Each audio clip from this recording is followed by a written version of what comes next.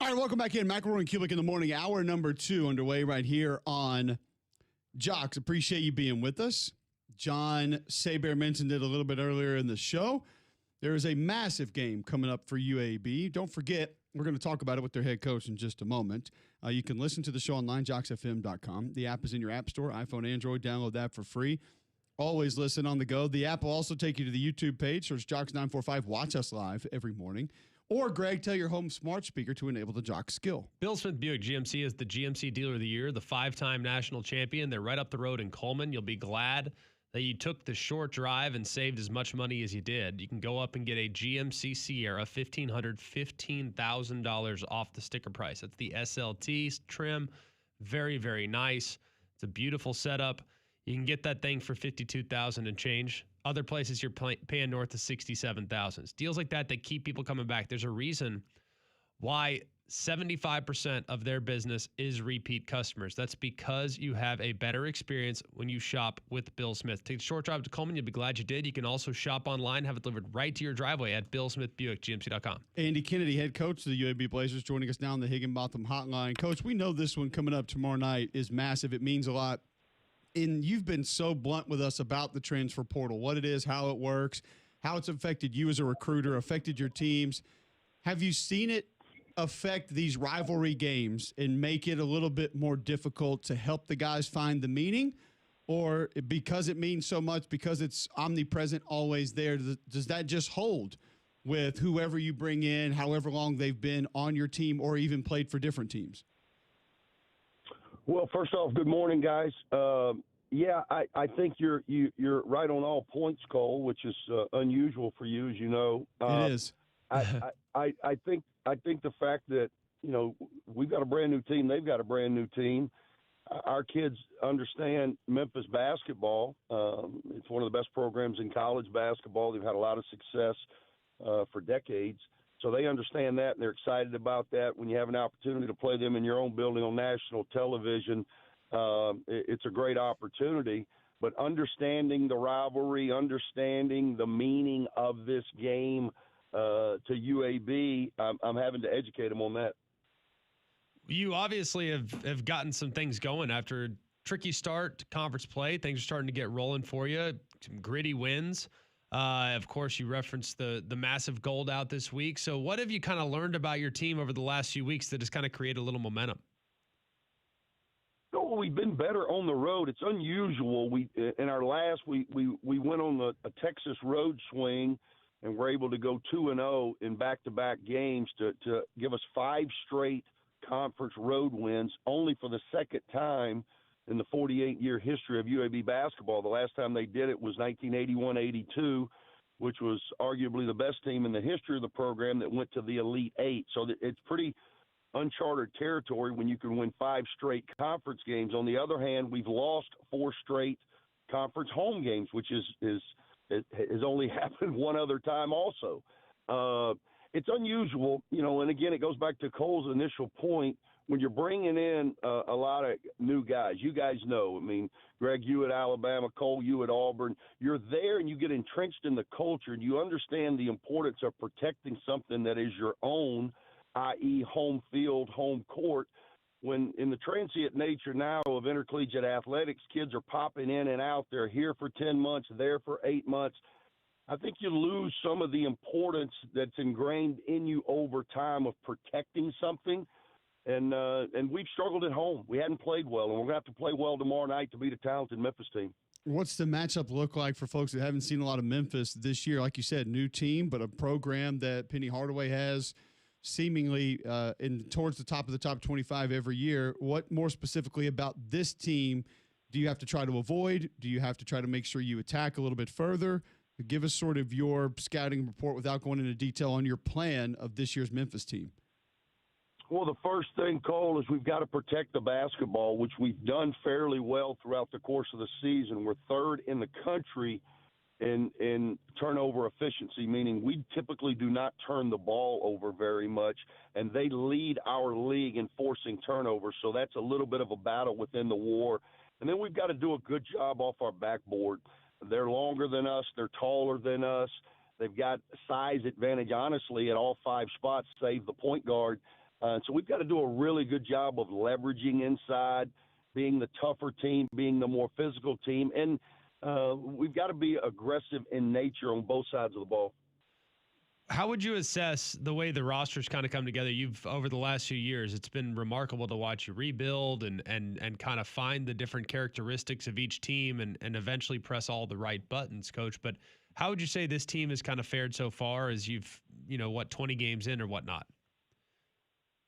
I think I've said before, guys, this is my 19th season as a head coach. Very blessed to say that, and it's been the most challenging last 12 months of my career, starting and trying to rebuild an entire roster in this new landscape, and then trying to put the pieces together. And it's taken a lot longer than I had anticipated. That's probably foolish thinking on my part initially, just trying to figure out what guys can do, and then you throw them in the middle of games, then you get to conference games, and you really start figuring out again where you need to go with the ball. We've really struggled with our shooting, and as a result, I would assess it something like in football. If your playmakers aren't making big plays, it really stresses you in the margins. And for us, our perimeter shooting, we've been one of the most problematic three-point shooting teams in college basketball, and as a result, we've really stressed our margins. We've redone our lineup. I think I've started 9 or 10 different lineups, and that'll continue to evolve just based on who's playing well and how do we match up with our opponent. So we're still very much a work in progress. We're 14-8, 22 games into this. There's only 9 regular season games left, and they all hold major importance, none more so than our next one Thursday night. Coach, we hear so many people talk about protecting the basketball, taking care of the basketball, and I think from our perspective, we look at that as, okay, sloppy passing, lazy passing, maybe guys trying to handle the ball in certain instances or situations that they shouldn't. Take us further into how you try and repair that, other than just assuring certain people do or don't have the ball in their hands. That's the main thing. You've got to get the ball to guys that you can trust in making the decisions. Point guard plays a lot like quarterback play. For every play call that you see me design tomorrow or call from the sidelines, there's going to be reads in it. There's going to be option 1, option 2, option 3, sometimes option 4.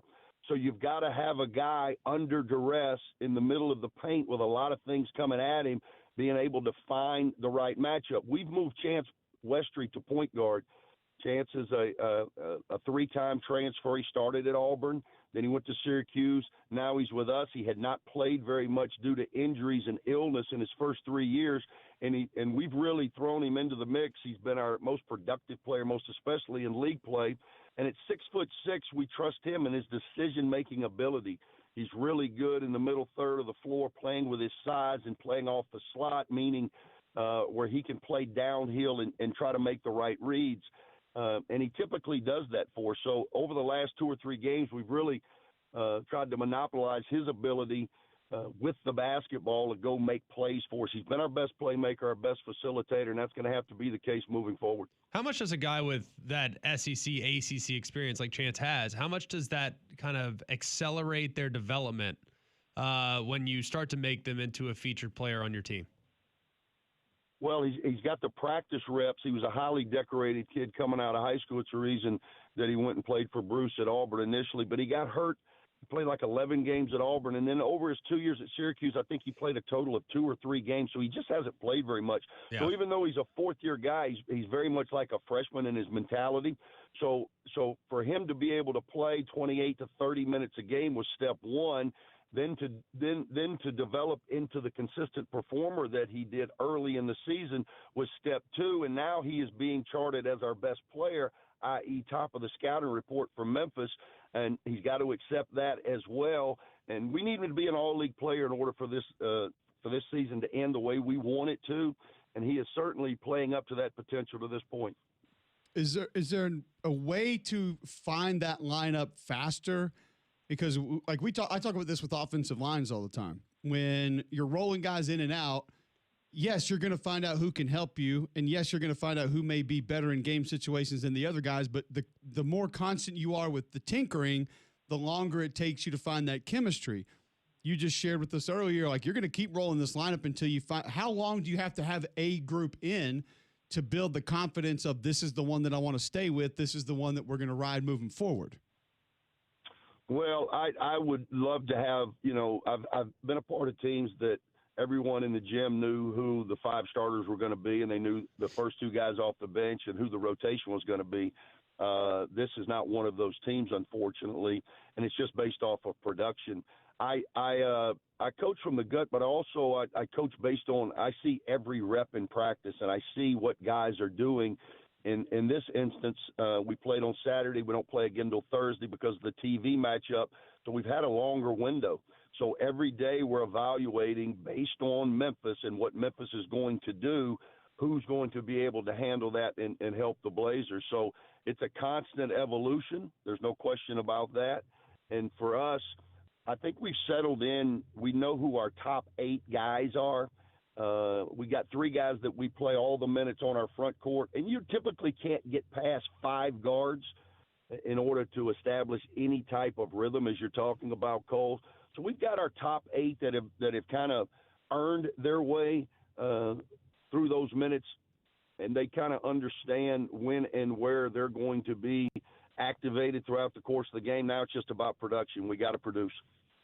How much does having the extra time help? Is that some of the benefits to just at this point of the season to kind of take a collective breath, maybe look at yourself a little more, a little self-scout? Like, how do you treat the extra days? Yeah, it's really one extra day for us, which is huge in basketball because the games come so fast. So it allows you to, as you said, exhale and dig a little deeper. We're big on self-scout. So regardless of the timing, after every game, we will do a self-evaluation, which I think is much more important than trying to dive into your opponent. So it gave us an extra day to really do some self-scouting and maybe make some internal adjustments prior to turning our full attention on what do we need to do specifically to beat Memphis. And then as you get the extra day on the front end, we've got a quick turn. We play Thursday night at 8 o'clock. Then we play Sunday afternoon at 2 against Rice, 2 big home games in Bartow that we need to take advantage of. We're hoping that the folks come out and support you. It's going to be hard for me to drag the kids there for an 8 o'clock tip on Thursday night, but I'm trying to convince the wife to do it for at least the first half. So we'll see. And we hope we get a great crowd out there because it's a big game, and we want to see you guys do well. And we appreciate you hopping on with us today to discuss it. Well, I appreciate you guys. Thanks, Coach. There you go. Andy Kennedy, UAB head basketball coach, joining us on the Higginbotham Hotline, talking about matchup with Memphis coming up Thursday night. John, going to be a big one that I know a lot of people want to be a part of. Why should they be a part of it? Because as you just heard Andy Kennedy say, like, this is the rivalry. This is the game, and it's one that they're looking forward to. And the UAB Blazers are hosting the biggest game of the year at Bartow Arena tomorrow, 8 o'clock, when they take on the Memphis Tigers. And you can get your tickets at uabsports.com. The tip is a little bit late, 8 o'clock, but it's going to be a gold out, so make sure that you gear up in gold and pack Bartow Arena. The first 5,000 fans will get a free gold rally towel. So remember, UAB basketball, Memphis, tomorrow at Bartow. Get your tickets at uabsports.com. UAB has lost 4 straight to Memphis. That last win did come in Birmingham, though, back in the 23-24 season.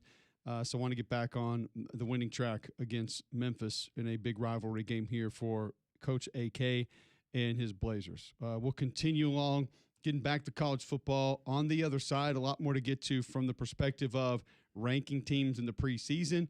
I want to finish our conversation about LSU. We'll have a little bit more of a conversation about South Carolina. That's a team we've gone back and forth on throughout the course of the show today. How confident should we be? How real should some of the concerns be with the Gamecocks? How concerned are you, Greg, with the schedule of the college football playoff in the near future? You now know the question. You can think about it during the break. We'll answer it on the other side next here on Jocks.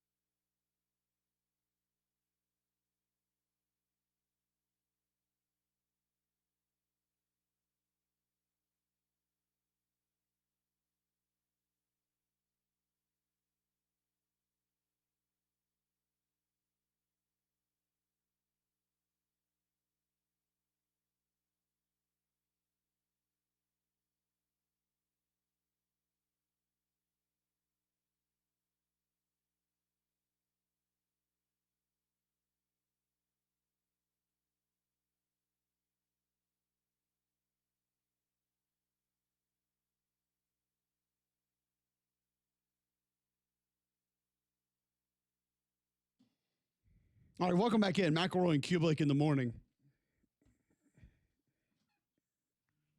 Easy to be harsh when discussing the leadership of college football. Many moments in which they feel like they've let us down. Many moments that we can look at and say, how and why are we making that decision? College football playoff may be next in line. We don't have to look far to find a lot of those instances of what in the world are we doing? What is happening? You may be asking what's happening with your HVAC, with the weather, where it is and what it is. Probably why you need to call Polar Bear Services, GMAC. Well, they're a local company that Wes and the guys have done a great job of creating a wide array of options to help you out around your home. If something goes wrong in my house, I make one call. It's pretty nice to know that all I got to do is pick up the phone, call one number, and I can get my plumbing fixed. I can get things fixed with my electrical. I can get things fixed with small appliance repair. We know it's been weird with the weather. We've had really cold days. We've had some unseasonably warm days. So the HVAC system's been working overtime. I haven't had any issues because we do preventative maintenance with Polar Bear Services. They come out, they get it taken care of, and we're all in good shape when they come out and make sure our home is taken care of. So remember, if you have a problem with your electrical, plumbing, heater, air, just pick up the phone and call the Bear. It's 205-497-BEAR. That's 497-BEAR. You know, college football playoff dates have been released coming up. Oh, boy. And something that a lot of people are frustrated with, a lot of people angry with, something that we need to spend some time talking about. There are a couple of topics, though. Oh, boy. That would not be towards the front of the line for this radio show. Maybe for Greg McElroy, obviously, personally. But one that I know you want to discuss and talk about. And I'm not even sure why I wanted this. I thought music. I heard that a second ago. I heard one note from the piano. I have we such are a going good to talk ear. about the Waste Management Open and who your pick to win is, your pick to click. But first, I have no idea why this was the music that I thought of for this segment, but I just felt like it worked. For you guys that didn't know, Penny is your winner for Best in Show at the Westminster Kennel Dog Club show. Penny the Doberman. Yep. And I would ask every human driving around listening to this show right now if you could spell Doberman Pinscher. Because if you can tell me you can spell the second word, you're lying. Unless you're a veterinarian. Or you raise Dobermans. Or maybe you are an entrant in the Westminster Dog Show. I had no idea that's how it was spelled. Those are the only people that could spell it. Anyone else? Or if you are a spelling bee champion, maybe. I feel like a British person would have known. Really? It feels uppity. Does feel uppity. Pincher. No. Or Pinche. Or Pin. Doberman Pinscher? Pinchet. They told you, uppity. With an accent. Pincher. Pinch her. Never would have gotten that. No. Never. That was Best in Show Tuesday. Greg wanted to make sure we covered that on the show today. I just want everybody to know how versatile we are when evaluating all the great traditions of our country, like the Westminster Kennel Club Dog Show. Westminster. And congratulations to veteran Andy Linton for another win. He got his first Best in Show in 1989 with another Doberman Pinscher named Indy. Mm-hmm. What's Indy doing now? Until I hear that Andy Linton trained the Dobermans on Magnum PI, I'm not going to be impressed. So good for you. All I'm hearing is Dynasty. All I want to know is Andy Linton, the Bob Baffert of dogs. Yes. I want to see right now. Who else are you putting up there?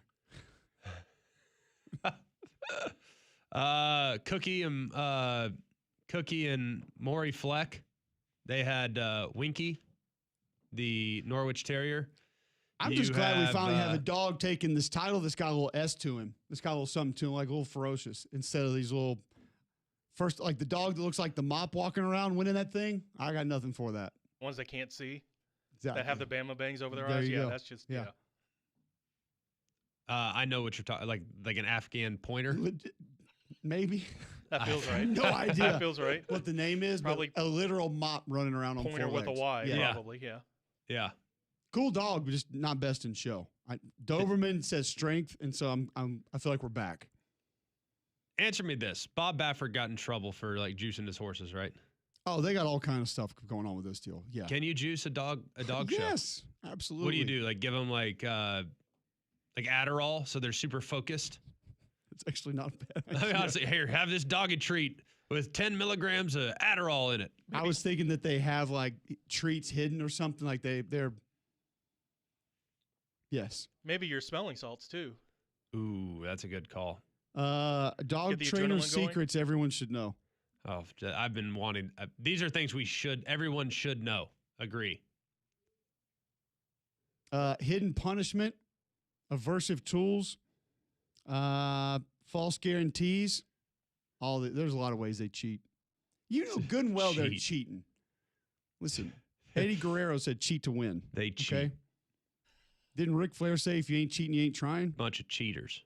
Maybe that was Hillbilly Jim. I don't know who said that. I feel like it was a college football coach. Wow. I'm trying to figure out.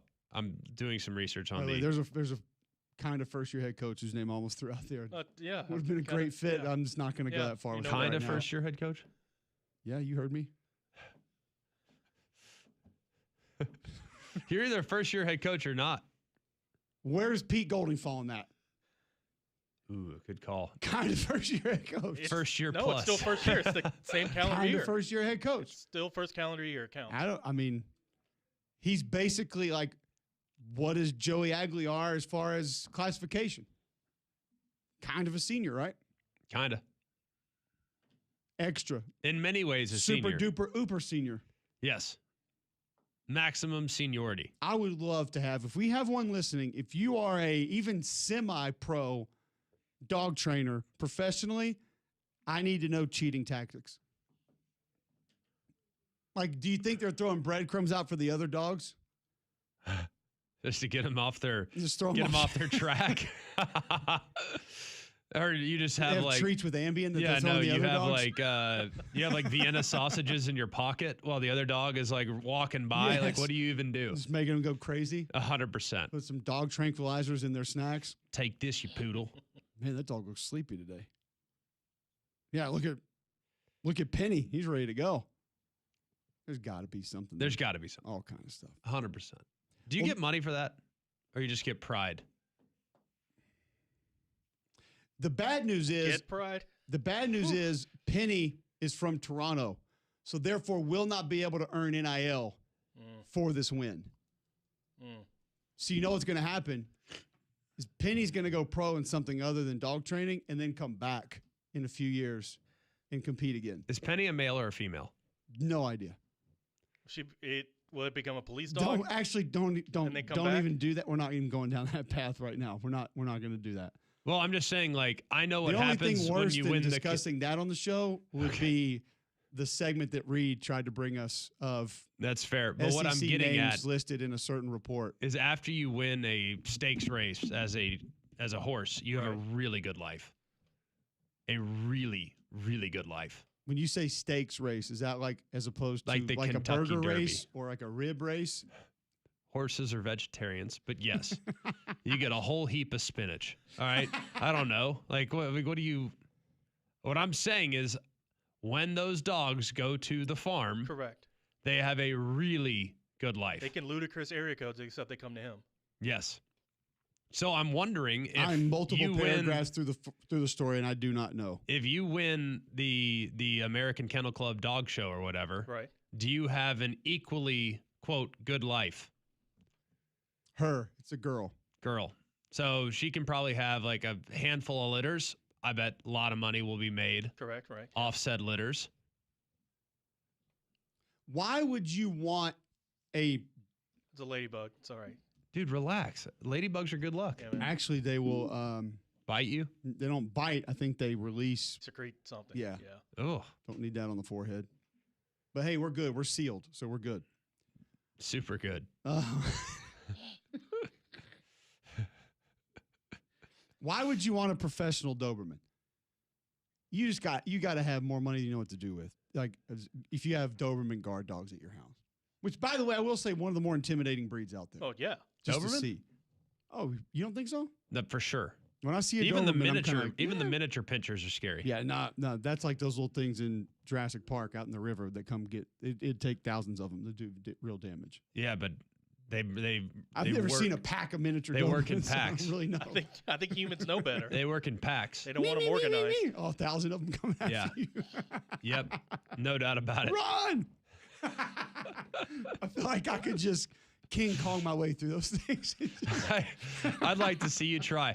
Now we have a segment idea. There we go. Yeah. Hey, Yep. Conrad, we got a challenge for you. Conrad versus the Dobermans. How many could I'm not gonna. How many miniature pinchers does it take to bring Cole down to the ground? By the way, my 8-year-old brought a book home from the library the other day. Pretty awesome concept.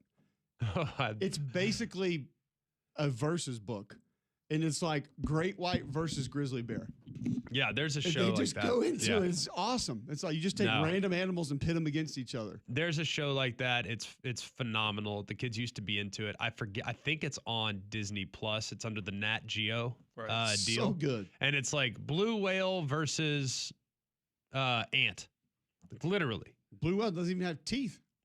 No, it's like, but Doesn't the blue need it. whale is the biggest animal on Earth against the smallest animal. The smallest animals can lift 7 times its own size. I want to see the Smallest blue whale animal even wins. find it. Even just locate it Could an ant find a blue whale? if he needed to. If the ant finds a blue whale, I know that? think that the ant is in trouble. Mount Leaf, go to ocean. Like it's that simple. Okay. Yeah. Perfect. What is this, Moana? That's all. You just float out there in the middle of the ocean on a leaf, and you're in good shape. Like the ocean's gonna take you where you need to go. Like what are we doing here? I think we should have that segment with just random football players. Okay, sounds good. I'll start. Like Francis Malinoga versus Fernando Mendoza. Go. Okay, I'll take Maui Noah. Let's go next with Bosworth versus Baker Mayfield. Baker still has youth on his side, so I will. I'm probably going to go Baker right now. Baker got a little more to him, I think, than people give him I credit agree. for, That's why so. I like the comp. I think Baker's real tough. I don't know. I think Boz is too. I don't know. Brad Wing versus Caden Proctor. Brad Wing, the punter.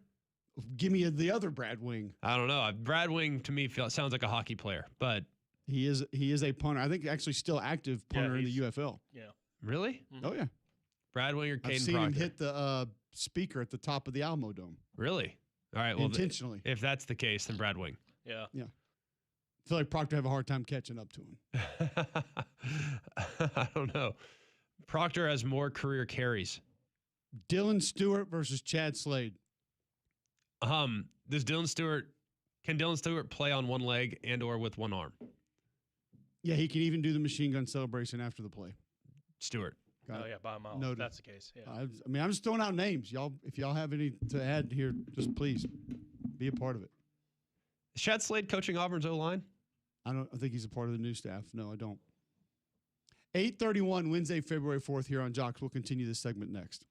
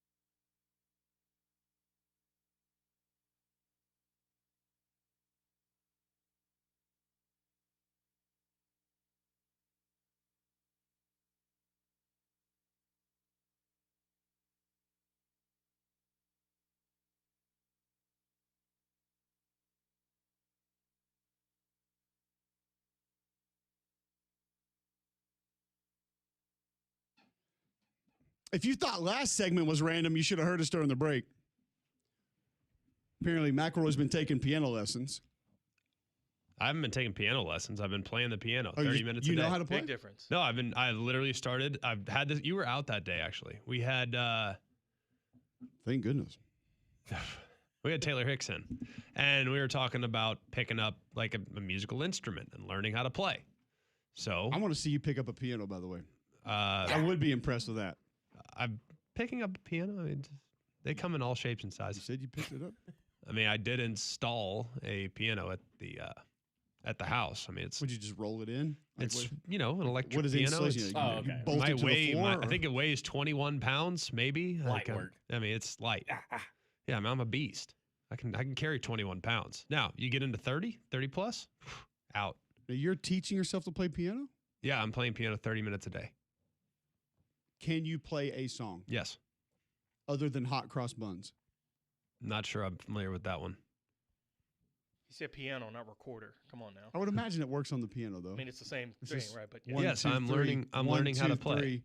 3, 2, 1, 3, 2, 1, 1, 2, 3, 3, 2, 1, 3, 2, 1, whatever the keys you want to make it. Doesn't matter. It's a goal of mine to learn a musical instrument. So I've read that if you do whatever you do in the first hour, so I wake up at 5, I work out. Supposedly, if you work out, break a sweat in the first 30 minutes of your day's gonna be better. Your energy levels will be better. Your serotonin levels will be up. You actually sweat out some of the things that would lead to anxiety. I actually feel great doing it. I've been doing it since about mid-November. All right, Dr. Phil, thanks. But what I've also learned is that your first hour of the day, that's when your brain is most malleable. So if you want to learn a new skill, it must be done in the first hour of the day. So, it'll be easier to learn in the first hour of the day. So from about 5:40 till about 6, I'm playing the piano every day. Yeah. Okay. My wife doesn't necessarily love it. She's still asleep, but I'm out there ripping, shredding. Atta boy. You may or may not be a legitimate psychopath. I don't know. I'm not it's saying out that there. I am of sane mind. I will admit I'm a little bit crazy. I am crazy. I am. I know will these say, things. if there was an instrument that I could play, piano would be it. My wife can play the piano very well, and I've always wanted to do that. There was about a 7-second section of my life in Yes. which I said I would learn to play piano and play my wife a song at our wedding. That went away at second 8. And I considered it and just said, you know what? No, we'll just dance and that'll be the end of Is the it. thought Heck that yeah. counts. Which we actually went to dance lessons and we S-canned that after about 10 seconds. Yeah, of but the say, song. did those stick? Well, what we didn't realize is when we took the lessons, she didn't have her wedding dress on, and it became very difficult to move around the way that we had been coached or taught to. Right. And she's like, bail out, bail out, bail out, Bail bail out. out See ya. immediately. And we were just then we went with the Will Smith back and forth, like spin back and forth. There wasn't a lot of movement because the dress was all over the place. So That's tough sledding. Yeah, weren't, it's weren't tough. quite as flexible and easy to move around. There's a lot more to step on Correct. when the dress was there. So we had to pull the ripcord on that. We were out, but I respect it. I definitely respect it. Going back to our all-time player matchups, if we just had A versus B, Damian, who you going with? It would be TJ Finley versus Max Johnson. Who should have stayed at LSU?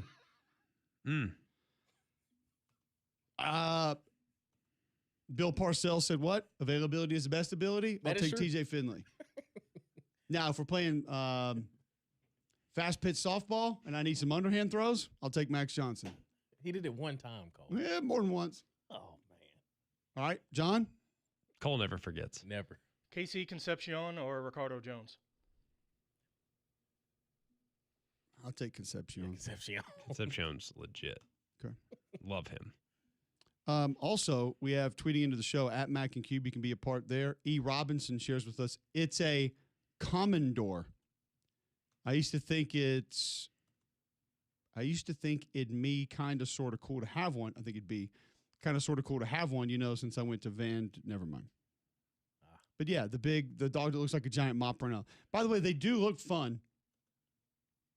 I You just don't think- know if we're talking about best in show. No, And by the way, they're stressful. Keeping a dog clean. Yeah, exactly. Brutal. Keeping it clean. If that thing was never going outside and you had thousands of square feet to just let it run inside, great. But I feel like once, like today, you get a little drizzle, that thing goes for a walk, you got to go straight to the shower, bath time.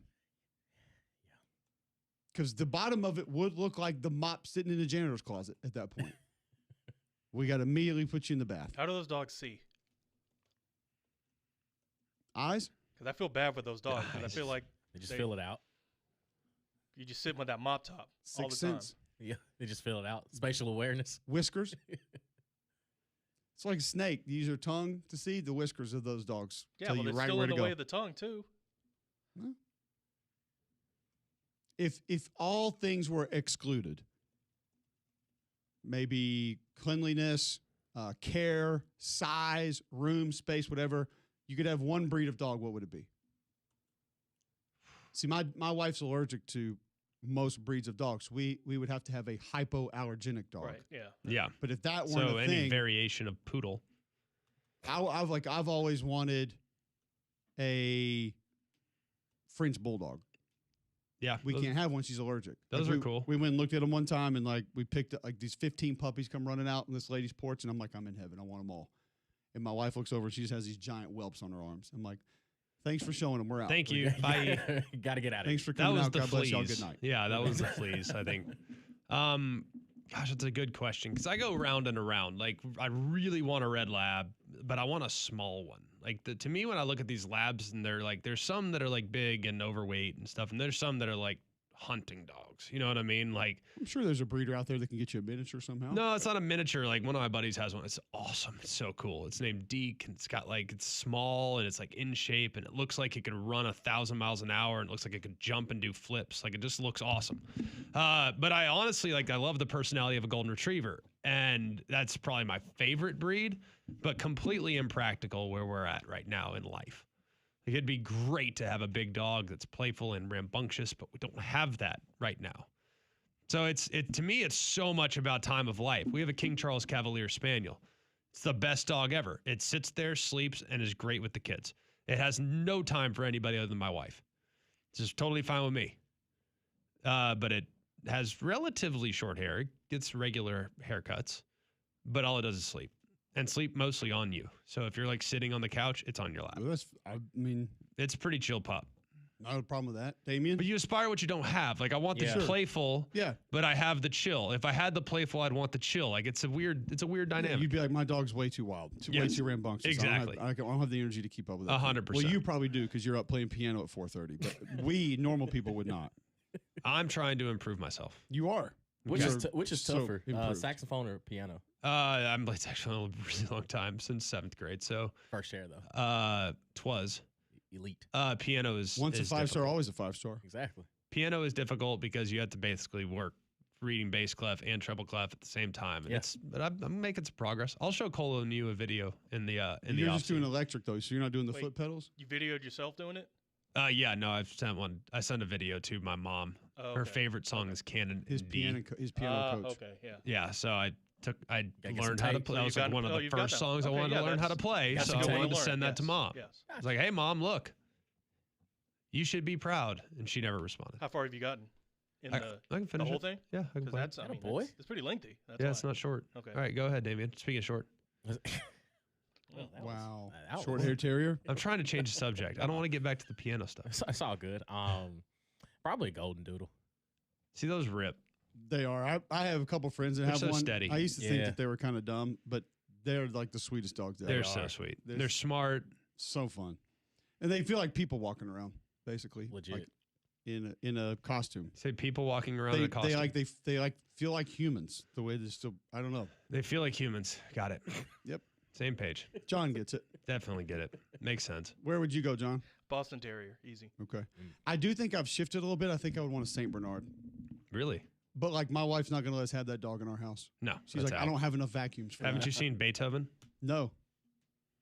That's about playing piano, right? Yeah. Oh my Yeah. god. Move on. But you can't be throwing bars You did and that. then To, come back at it. you did right, that yeah. to yourself. Yeah, by man, the that way. was on That's you. not on me. I didn't do that. I think it's spelled different. That was not Nope. my fault. No, it's not. Not on me. No. Roll over Beethoven. No. But I do feel like they would shed like crazy. Oh yeah, absolutely. You think? Like they have to have their own wing of the house. Like Saint Bernard stays in that house. Probably a bib. I love the people. No, do they have y'all, the barrel, not a do y'all bib. know these people? Like, we have a small dog, obviously, King Charles Cavalier. But do you know the people that like judge you for having a small dog? Yeah. You know that type of person? Correct. Yes. Like, what are thoughts there? You talking about when I owned a 9-pound Yorkie as a single man? You Yeah, did? I know people who would judge you for that. Yeah. You actually did that? Yeah, we still have her. She's 16 years she's- old. What's her name? Up there. Bentley. Can't see. Yorkie's Rip. That's what we grew up with. Yeah, she at the can't house. see. She can't. I mean, she's up there. But Yeah. you know what? She's kicking. And Why'd she's you still buy with a us. Yorkie?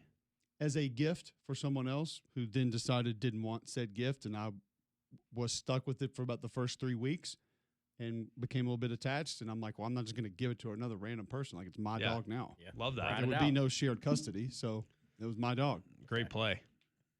It's since been adopted by Catherine, so has a good mom, good dad, Right.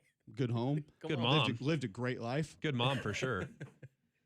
Stepmom, maybe. But say good mom, stepmom. It's a good thing we're sealed because we're just stink bugs just hovering here. Yep. I'm sorry that you It's can't great. tell me that shouldn't be distracting because it is. It's gonna land on you You get one bug on you. Oh, he got the scent excreted on him. So for sure. Oh Yep. boy. Oh yeah, that stink bug's trying to mate with the ladybug that landed on Cole's head. That'd be a nice mashup. Do you think I could share a story with you that I found on social media and ruin your day when we come back? I feel pretty confident. you could. Completely infuriate you.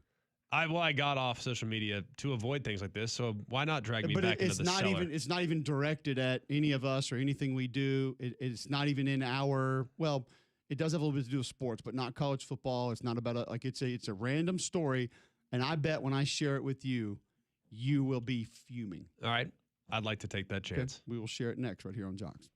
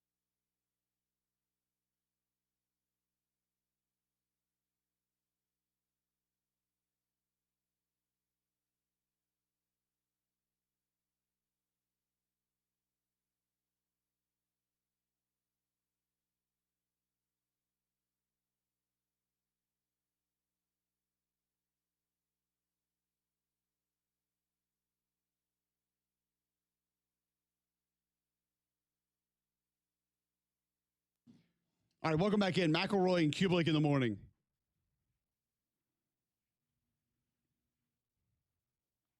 Sorry, I don't usually get like multiple phone calls during the show, so I was a little concerned that something may be going on. That goes back to our when do you answer the phone, but that wasn't my wife calling, so we're good. First ring. All right, I found this via social. John, do we know where this is from? Is this 60 Minutes? Like, what is this? I can't tell. I don't know. Looks fake, honestly. Oh, definitely not fake. Tanya Hoffman, mother of Brayson Hoffman, in a story of her son and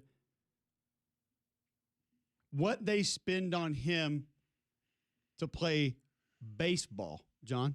We literally drive 3.5 hours for him to play with this organization because of their level of development and the coaches they have. Between club fees, private lessons, nutrition coaching, and equipment, the Hoffman family spends more than $16,000 a year on their son Brayson's baseball. Hold on, pause. That could be like 4 bats, by the way. I'd say that's not that much. 16,000. Actually, That's really not that much. I was thinking when you're talking about 3.5 hours each way, I was thinking, oh, 16,000. it might not be accounting for. They have a gas. Prius. It's good to know. 3.5 We just make it hours? work. I mean, sometimes there was points where when he was younger and first starting, before I got the job I have now, and we were traveling a little more than we traveled now, we didn't have cable because we put, that $100 a month towards ball for him. Oof. Sacrifices. Gave up cable. Had to Okay, cut the all right. cord. Whew. The costs got so high, the family invested in this RV to travel to Brayson's summer tournaments to avoid spending Hold on. hotels. Wait a second. When do we find out how old hold on, Brayson is? Hold on a second. Actually, I think I just found his profile on Perfect Game, which if he's playing Perfect Game, he's probably pretty good. We ran out of money, so we invested in an RV. It's a good depreciable asset. It's good for tax purposes. Makes It's sense. because they saved. I'm like, not they trying to go sacrificed cable. Yeah. full Dave Ramsey here, but being out of money doesn't usually mean you spend more on something else. But okay, continue. Or something that will not hold value whatsoever over You're the course telling me of its people life. don't want used RVs?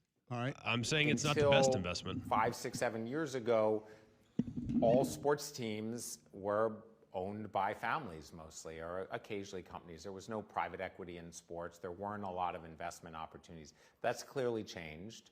So what happens when that starts to get saturated at the pro level? It moves to the college level, and NIL and conference readjustment and television rights alignment, now see a lot of money pouring into the college level. Well, now that that pitcher is overflowing and going to the high school level.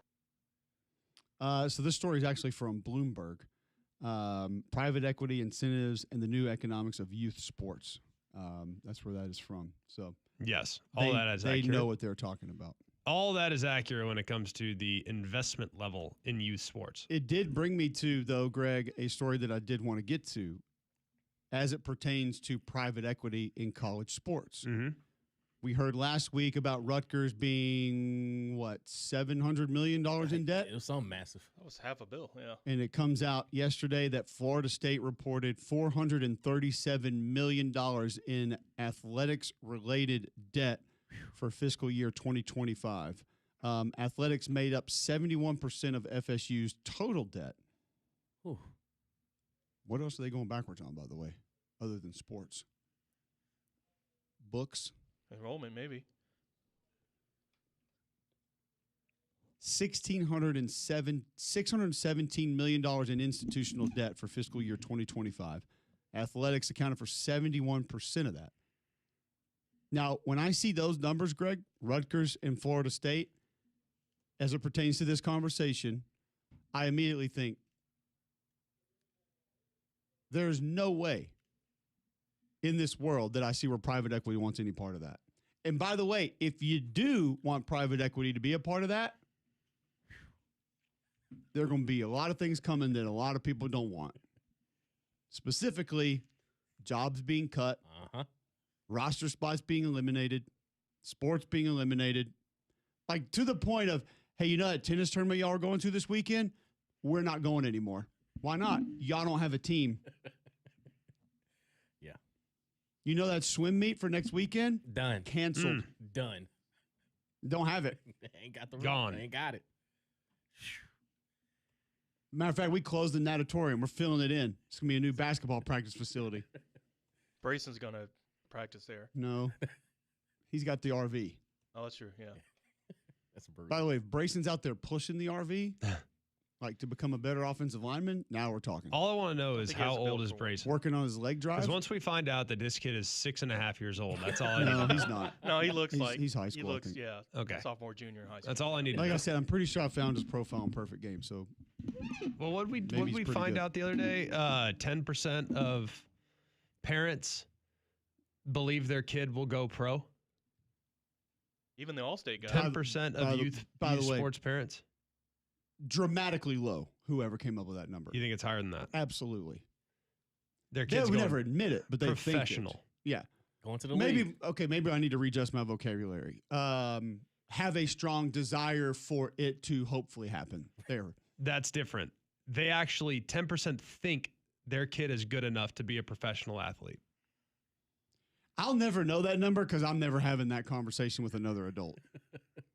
Unless That's- I'm literally watching Ronald Acuna Jr. at 14 hit That was baseballs. that was an article that came out not that long ago, and I thought we talked about it on this show. It might have been just around the bar with the boys. It was another day I was out, probably. We were talking about your piano lessons. Yeah, I don't know. Sometimes I Have all get the fun without confused Cole. when I'm at the bar or when I'm here in the studio. They kind of no kind of different. blend together Is that why you into dressed one like big that today? Oh, okay. Let's see. Keep it yeah. classy. Okay. classic.